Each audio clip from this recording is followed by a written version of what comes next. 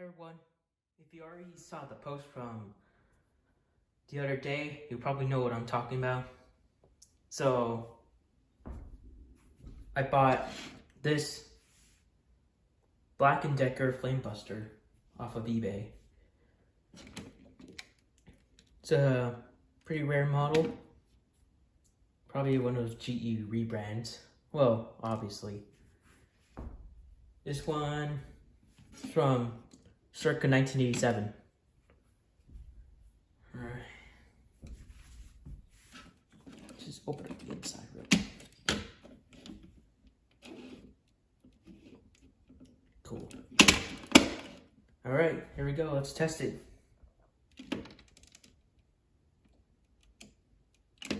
Sorry.